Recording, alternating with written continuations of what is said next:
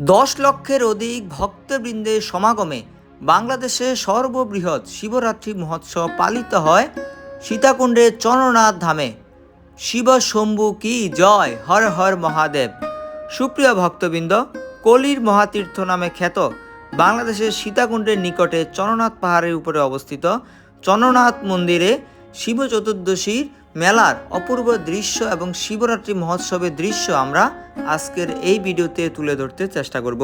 তো ভিডিওটি আপনাদের সকলেরই ভালো লাগবে, শেষ পর্যন্ত ভিডিওটি দেখতে থাকুন।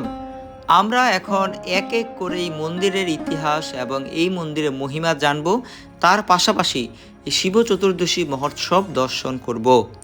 কলির মহাতীর্থ নামে খ্যাত বাংলাদেশের সীতাকুণ্ডের নিকটে চন্দ্রনাথ পাহাড়ের উপরে অবস্থিত চন্দ্রনাথ মন্দির অন্যতম বিখ্যাত একটি শক্তিপীঠ। এখানে সর্বোচ্চ চূড়ায় অবস্থিত চন্দ্রনাথ মন্দির সনাতন শাস্ত্র গ্রন্থ অনুসারে মাতা সতী দেবীর 51টি দেহ খণ্ডাংশের দক্ষিণ হস্তার্ধ পতিত হয়েছে এই চন্দ্রনাথ ধামে। চট্টগ্রাম শহর থেকে 37 কিলোমিটার উত্তরে, ঢাকা চট্টগ্রাম মহাসড়ক থেকে 3.5 কিলোমিটার পূর্বে চন্দ্রনাথ পাহাড়ের অবস্থান।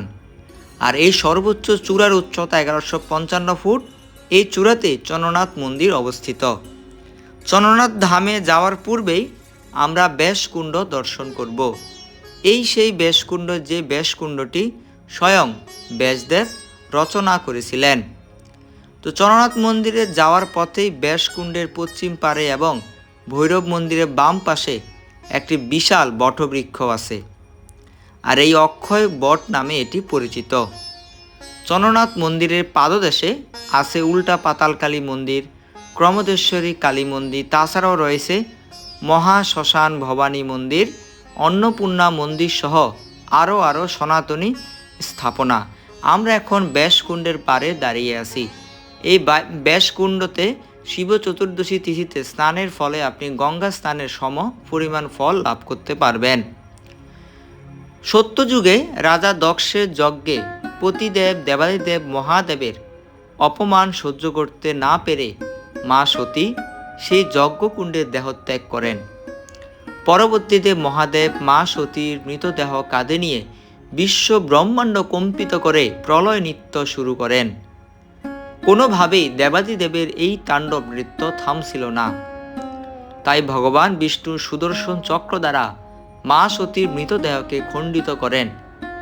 এতে করে মা সতীর দেহখণ্ডসমূহ ভারতীয় উপমহাদেশের বিভিন্ন স্থানে পতিত হয় এবং এই সকল স্থান শক্তিপীঠ হিসেবে পরিচিত। এর মধ্যে অন্যতম হচ্ছে চন্দ্রনাথ ধাম। তো আমরা চন্দ্রনাথ ধামে যাওয়ার পূর্বেই এখন মা ভবানীর মন্দিরের নিকটে অবস্থান করছি। এই হচ্ছে শ্রী ভবানী মন্দির। চন্দ্রনাথ ধামের অন্যতম একটি মন্দির হচ্ছে এই ভবানী মন্দির। চন্দ্রনাথ পাহাড়ে ওঠার পূর্বে আপনারা এই মন্দির দর্শন করবেন। এই মন্দির দর্শন করার পর আপনারা মহাদেব বাড়িতে যাবেন। তো আমরা এখন মহাদেব বাড়িতে অবস্থান করছি। এখানে মহাদেব বাড়িতে ছোট ছোট করে অনেকগুলি মন্দির রয়েছে, রাম সীতার মন্দির, লক্ষ্মণ মন্দির, ভগবান বিষ্ণুর মন্দির। তো আপনারা যখন যাবেন প্রত্যেকটি মন্দির দর্শন করতে পারবেন। প্রতি বছর ফাল্গুন মাসে শিব চতুর্দশী মেলা হয় এই চন্দ্রনাথ ধামে। দেশ বিদেশের অনেক সাধু সন্ন্যাসী আসেন এই মেলায়। বলা হয়ে থাকে নেপালের এক রাজা স্বপ্নে আদিষ্ট হয়ে পৃথিবীর 5 কোণে 5টি শিব মন্দির নির্মাণ করেন। এর মধ্যে চন্দ্রনাথ পাহাড়ের শিব মন্দির অন্যতম। সুপ্রিয় ভক্তবৃন্দ, আপনারা এখন মহাদেব বাড়ির এই শিবলিঙ্গ দর্শন করছেন। দেখতে পাচ্ছেন ভক্তরা শিবলিঙ্গের মাঝে দুধ এবং জল ঢালছেন। এই মহাদেব বাড়িতেই আপনারা ডাব সংগ্রহ করে দেবাদিদেবের অভিষেক করতে পারবেন। তো আমরা এক এক করে এখন সবগুলি মন্দির দর্শন করে পাহাড়ের যে চূড়ায় চন্দ্রনাথ মন্দির রয়েছে সেই মন্দিরের উদ্দেশ্যে যাত্রা করছি। ধর্মগ্রন্থ ও ইতিহাস মতে এখানে মহামুনি ভার্গব বসবাস করতেন। অযোধ্যা রাজা দশরথের পুত্র ভগবান শ্রী রামচন্দ্র তার বনবাসের সময় এখানে এসেছিলেন। তারা আসবেন জানতে পেরে মহামুনি ভার্গব এখানে স্নানের জন্য 3টি কুণ্ড সৃষ্টি করেন। এরপর ভগবান রামচন্দ্রের সীতা দেবী এই কুণ্ডে স্নান করেন। এরপর থেকেই এই স্থানের নাম হয় সীতাকুণ্ড। চন্দ্রনাথ পাহাড়ের চূড়ায় উঠলেই শিব মন্দিরের দেখা পাওয়া সম্ভব। আপনারা দেখতে পাচ্ছেন যে হাজার হাজার ভক্তবৃন্দ একসাথে সমবেত হয়েছেন এই চন্দ্রনাথ পাহাড়ের চূড়ায় উপস্থিত হওয়ার জন্য। তাদের মনও অনেক অভিলাষ যে তারা উপবাস থেকে শিব চতুর্দশী তিথিতে শিবরাত্রির দিনে দেবাদিদেব মহাদেবের মাথায় জল এবং দুধ ঢালবেন। দেখতে পাচ্ছেন আপনারা যে পাহাড়ের চারদিকেই ভক্তবৃন্দরা ছড়িয়ে ছিটিয়ে রয়েছে। তো যেই কথা বলতেছিলাম, চন্দ্রনাথ পাহাড়ের চূড়ায় উঠলেই এই শিব মন্দিরে দেখা পাওয়া যাবে। তবে এর জন্য আপনাকে পাড়ি দিতে হবে 2200 এরও বেশি সিঁড়ি। কোনো কোনো স্থানে সিঁড়িগুলি এতটা পিচ্ছিল ও সংকীর্ণ যে ওঠা বিপজ্জনক হতে পারে। আপনারা দেখতে পাচ্ছেন আমরা এখন খাড়া পাহাড় বেয়ে উপরের দিকে উঠে চলেছি। সাধারণত প্রায় 1.5 ঘন্টা আরোহণের পর চন্দ্রনাথ মন্দির পৌঁছানোর আগে আপনি বিরূপাক্ষ মন্দিরে এসে পৌঁছবেন। চাইলে এখানে কিছু সময় বিশ্রাম নিয়ে তারপর আপনারা পুনরায় চন্দ্রনাথ মন্দিরের উদ্দেশ্যে যাত্রা শুরু করতে পারেন। যদিও 1.5 ঘন্টা সময়ের কথা বলা হয়েছে, যখন শিব চতুর্দশী মেলা বা শিবরাত্রি উৎসব হয় তখন প্রায় 10 ঘন্টার অধিক সময় লাগে চন্দ্রনাথ পাহাড়ের উপরে উঠে আবার উপর থেকে অভিষেক করে সমতলে পৌঁছাতে। সুপ্রিয় ভক্তবৃন্দ, এই হচ্ছে চন্দ্রনাথ মন্দিরের ইতিহাস, চন্দ্রনাথ মন্দিরের বিভিন্ন মহিমা। তো আমরা এখন সেই বিরূপাক্ষ মন্দিরের সামনে অবস্থান করছি। অনেক ভিড় থাকার কারণে আমি আপনাদেরকে এই বিরূপাক্ষ মন্দিরের ভিতরের দৃশ্যটি দর্শন করতে পারলাম না। মন্দিরের যেদিকে তাকাবেন সেদিকেই ভক্তবৃন্দের আগমনে মুখরিত হয়ে আছে সমগ্র মন্দির প্রাঙ্গণ। বিরূপাক্ষ মন্দির থেকে আপনাদেরকে নিচের দিকে একটু দর্শন করাই। দেখতে পাচ্ছেন সারিবদ্ধভাবে একে একে করে ভক্তবৃন্দরা চন্দ্রনাথ পাহাড়ের উদ্দেশ্যে যাত্রা করছেন। বিরূপাক্ষ মন্দির থেকে এখনও প্রায় অনেক দূরে চন্দ্রনাথ মন্দিরের মূল চূড়া আপনারা দেখতে পাচ্ছেন। তো আমরা কিছুক্ষণ এই স্থানে বিশ্রাম গ্রহণ করার পর পুনরায় আবার চন্দ্রনাথ পাহাড়ের উদ্দেশ্যে যাত্রা শুরু করলাম, চন্দ্রনাথ মন্দিরের উদ্দেশ্যে যাত্রা শুরু করলাম। ছোট বাচ্চা থেকে বৃদ্ধ অনেকেই দেখতে পাচ্ছেন এই চন্দ্রনাথ মন্দিরে ওঠার জন্য মনের অভিলাষ করেছেন এবং অভিলাষ পূর্ণ করার জন্য যাত্রা শুরু করেছেন। আপনারা যারা চন্দ্রনাথ মন্দিরে আসবেন দর্শন করার জন্য অবশ্যই সাথে করে জল, স্যালাইন এবং ডাবের জল নিয়ে আসতে চেষ্টা করবেন।